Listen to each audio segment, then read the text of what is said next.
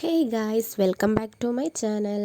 അപ്പോൾ ഇന്നൊരു ആങ്ങമുഴി പോകുന്നൊരു വ്ളോഗാണ്. ആങ്ങമുഴി എവിടെയാണെന്ന് എല്ലാവർക്കും അറിയാമല്ലോ അല്ലേ? ശബരിമലയൊക്കെ പോകുന്നവർക്ക് പ്രത്യേകമായിട്ടും അറിയാം. ഇതിപ്പോൾ ഞങ്ങൾ ഇവിടെ എരുമേലിയെല്ലാം കഴിഞ്ഞിട്ട് വാവർ മസ്ജിദിൻ്റെ അതിലേക്ക് കയറി പോവുകയാണ്.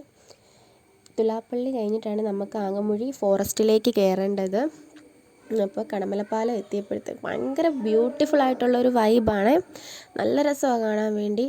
കടമലപ്പാലം കഴിഞ്ഞ് കഴിഞ്ഞാൽ പിന്നെ കാട്ടിലേക്ക് കയറാനുള്ളൊരു പൊസിഷനൊക്കെ എത്താറായിട്ടുണ്ട്. ഇത് ഒരുപാട് കാടൊക്കെയുള്ള ഒത്തിരി ആനയൊക്കെ ഉള്ള സ്ഥലമാണ്. ഇങ്ങനെ കയറി ചെന്ന് കഴിയുമ്പോഴത്തേക്ക് ഫോറസ്റ്റ് സ്റ്റേഷനാണ്. പിന്നെ അങ്ങോട്ട് കയറി ചെന്ന് കഴിയുമ്പോഴത്തേക്ക് തുലാപ്പള്ളി കഴിഞ്ഞിട്ട് നേരെ മണ്ടയിലോട്ട് കിടക്കുന്ന റോഡിൽ പോയി കഴിയുമ്പോഴത്തേക്ക് മൊത്തം കാടാട്ടോ, ഒന്നും കാണത്തില്ല. നമുക്ക് അടിപൊളി വൈബാണ്.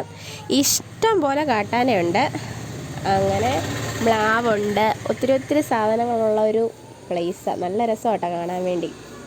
ഇങ്ങനെ കയറി ചെന്ന് കഴിയുമ്പോഴത്തേക്ക് കണ്ടോ, ഈ കാണുന്നതൊക്കെ നമുക്കൊരു വണ്ടി വരുന്ന കാണുമ്പോഴത്തേക്ക് ഒരു സന്തോഷമൊക്കെ ഉണ്ട്.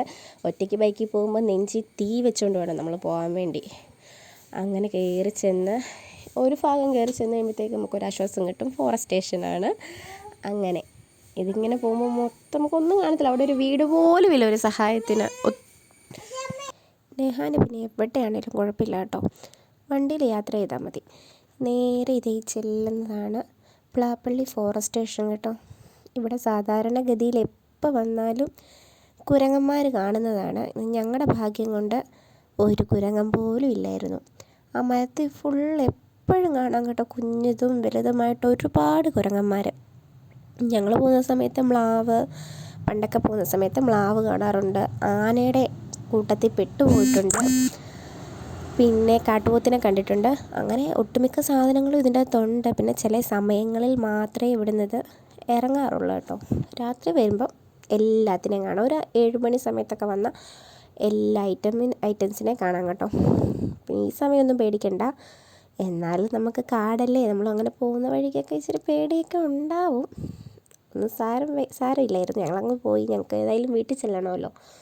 അങ്ങനെ ഇവിടുന്ന് കുറേ ചെല്ലുമ്പോഴത്തേക്ക് ഇതാണ് നിലയ്ക്കൽ ചർച്ച്, അറിയത്തില്ലേ? അതാണ് കേട്ടോ. ഇത് ഈ ഇടത്തൂടെ കിടക്കുന്ന വഴിയെ പോകുമ്പോൾ നിലയ്ക്കൽ ചർച്ചുണ്ട്. അവിടെ അന്ന് ഞങ്ങൾ ചെന്ന സമയത്ത് ഏതോ ഒരു ഫാദർ വരുന്നതിൻ്റെ ഒരു തിരക്കിൽ കുറേ പേരുണ്ടായിരുന്നു. അല്ലാത്ത പക്ഷെ അങ്ങോട്ട് ആരും പോകാറില്ല കേട്ടോ. അവിടെ ഒരു അടിപൊളി അരുവിയുണ്ട്, നല്ല രസം കേട്ടോ കാണാൻ വേണ്ടി.